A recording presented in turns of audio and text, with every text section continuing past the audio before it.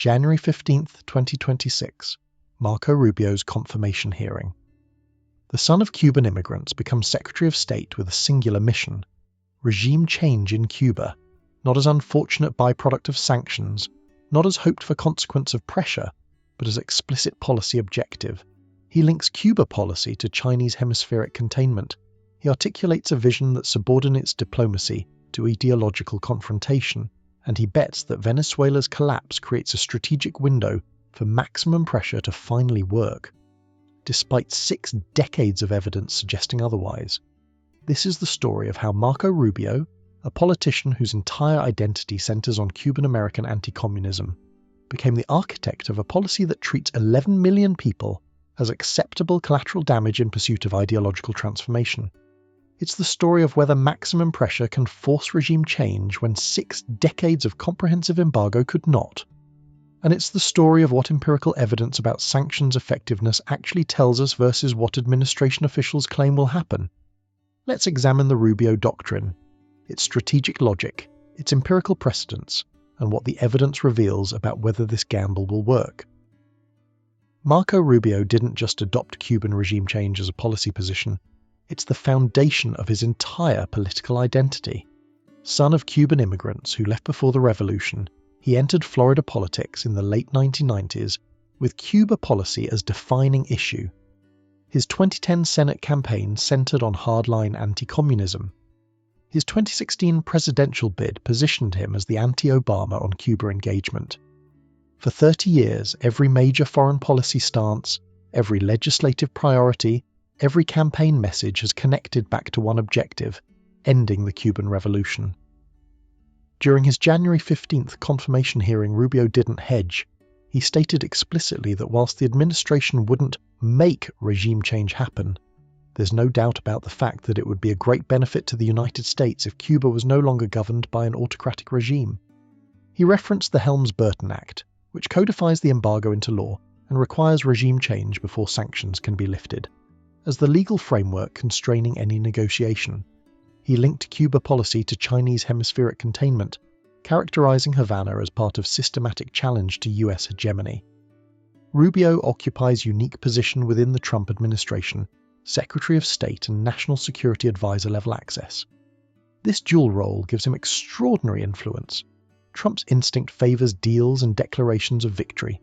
Rubio's ideology demands regime transformation. The tension creates strategic ambiguity. Trump states, "I think we're going to make a deal with Cuba," whilst Rubio insists on institutional dissolution. Cuban Foreign Minister Bruno Rodriguez characterized this as Rubio pursuing personal agenda that subordinates Trump's deal-making to ideological confrontation. Here's what appears to have convinced Rubio and the administration that maximum pressure works. On January 3rd, 2026, US Delta Force conducted a military raid capturing Venezuelan President Nicolas Maduro. Within weeks, Venezuela's political transition appeared to vindicate the hardline approach. But here's what the evidence actually shows. Venezuela's sanctions accelerated Chinese and Russian integration, degraded US strategic position, and didn't produce regime change. Military intervention did. The patron-client relationship between Venezuela and Cuba collapsed not because sanctions worked, but because US military force removed Maduro. Yet the administration appears to have concluded that maximum pressure caused Venezuela's transformation, and therefore the same strategy will work in Cuba. The Venezuela precedent deserves forensic examination because it's the strategic model underpinning current Cuba policy. During Trump's first term, the administration implemented comprehensive maximum pressure on Venezuela. Oil sector sanctions cutting off revenue, financial system targeting, preventing dollar transactions, asset seizures blocking government access to foreign reserves, and diplomatic isolation attempting to fracture Maduro's international support. The stated objective: force Maduro's capitulation or removal by depriving the regime of critical resources. Administration officials predicted that cutting off oil revenue would collapse Maduro's ability to pay military and security forces, triggering elite defection and regime fracture. They anticipated that humanitarian suffering would mobilize popular uprisings. They expected that international pressure would isolate Venezuela, preventing alternative economic partnerships. The theory: comprehensive sanctions create conditions where regime survival becomes impossible. forcing either capitulation or internal coup. A 2026 Atlantic Council analysis concluded that maximum pressure was a gift to China, Russia, and Iran. Here's what occurred. When Western oil companies were forced to exit Venezuela through license revocations, Chinese and Russian firms rapidly acquired the abandoned stakes and relationships. Iranian companies supplied diluent necessary for Venezuelan crude production after US sanctions prevented acquisition from traditional suppliers. Venezuelan regime rerouted oil sales through non-Western intermediaries, accepting lower prices from Chinese and Russian purchasers. The net effect, US strategic position degraded, adversary influence increased, and Western economic leverage disappeared. Congressional Research Service analysis documented that Venezuela sanctions reduced crude production. Venezuelan output fell from 2.8 million barrels per day in 2013 to under 800,000 barrels per day by 2024. Production decline was real. But this reduction did not translate into policy concessions from Maduro. Instead, the regime consolidated power, strengthened security apparatus control, and adapted to operating under comprehensive pressure. The humanitarian cost was catastrophic. Widespread malnutrition, healthcare system collapse, mass emigration of over 7 million Venezuelans, but the regime sustained itself. On January 3, 2026, US Delta Force conducted a military raid capturing Maduro, not sanctions-induced elite defection, not popular uprising triggered by economic pressure, not negotiated settlement, military intervention. The Venezuela precedent the administration cites as validating maximum pressure actually demonstrates that sanctions didn't produce regime change, military force did. If the lesson from Venezuela is that sanctions don't work without military force, then the Cuba strategy rests on false precedent, unless the administration intends similar military intervention, which creates entirely different strategic calculations and risks. So the Venezuela case study reveals how maximum pressure can achieve outcomes opposite to stated objectives. But Venezuela represents just one data point. What does the broader historical record, decades of sanctions cases across multiple continents, actually demonstrate about sanctions' effectiveness in achieving regime change? A 2014 European Journal of Political Research study examined when sanctions strengthen versus weaken authoritarian regimes. The findings: sanctions strengthen authoritarian rule if the regime possesses strong claims to legitimacy and maintains limited economic linkages to the sanctioning power. Under these conditions, sanctions trigger rally-around-the-flag effects. External pressure mobilizes nationalist sentiment, allowing leaders to justify repression as protection against foreign aggression, and populations tolerate hardship as patriotic sacrifice. The Castro regime possesses substantial legitimacy claims rooted in nationalist mythology about resisting US intervention. The Bay of Pigs, multiple assassination attempts, 67 years of embargo. And Cuba's economy has been substantially delinked from the United States for 6 decades, meaning additional sanctions impose costs but don't represent systemic shocks. The empirical research suggests Cuba represents precisely the regime type that sanctions strengthen rather than weaken. Academic consensus holds that comprehensive international sanctions, combined with internal resistance, contributed to apartheid's end in South Africa. Nelson Mandela stated in 1993 that there is no doubt sanctions helped. But South Africa's case differs from Cuba in multiple critical respects. South Africa possessed deep Western economic integration, making sanctions economically devastating. South Africa had contested domestic legitimacy with organized internal opposition, and South Africa faced unified international pressure, including from traditional allies. Cuba has none of these characteristics. UN sanctions on Iraq from 1990 to 2003, intended to prevent weapons of mass destruction, reassembly inadvertently killed hundreds of thousands of civilians through humanitarian deprivation. Meanwhile, Saddam Hussein consolidated power, extracted $11 billion through sanctions evasion schemes, and maintained regime control throughout. The sanctions produced mass suffering without achieving stated objectives, and ultimately required military invasion to remove Hussein. North Korea represents the ultimate test case: comprehensive sanctions for 6 decades, near total international isolation, catastrophic humanitarian conditions including periodic famines, yet the regime has not collapsed, has not liberalized, and has continued nuclear weapons development. If maximum pressure couldn't force North Korean regime change despite conditions far more extreme than Cuba currently faces, what evidence suggests it will work in Havana? Academic analysis examining sanctions' effectiveness concluded that sanctions have historically failed to achieve US foreign policy goals when examined empirically. Research indicates economic sanctions worsen prospects for democracy in targeted countries and mobilize regime's core supporters against foreign interloper. Instead of producing political change, sanctions often serve authoritarian leaders' political interests by allowing them to externalize responsibility for economic failure. Regime officials blame external enemies rather than internal mismanagement. Helms-Burton specifies that a transitional government must meet specific criteria before meaningful sanctions relief. First, legalize all political activity. Second, release all political prisoners and allow international prison inspections. Third, dissolve the State Security Department. Fourth, dismantle committees for defense of the revolution. Fifth, dissolve rapid response brigades. Sixth, publicly commit to free and fair elections within 18 months that exclude Fidel and Raúl Castro from government. Let's examine what each requirement actually means for regime survival. The State Security Department constitutes the regime's internal security apparatus, its capacity for political repression, surveillance, and coercion. Dissolving it eliminates organizational infrastructure for maintaining authoritarian control.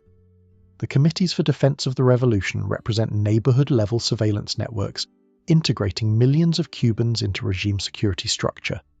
Dismantling CDRs undermines the regime's grassroots social control mechanisms. Excluding Castro's from government requires dynastic political retirement.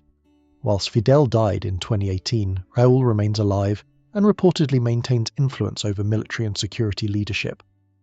No authoritarian regime can dissolve its security apparatus, dismantle surveillance networks, and exclude founding leadership whilst maintaining power.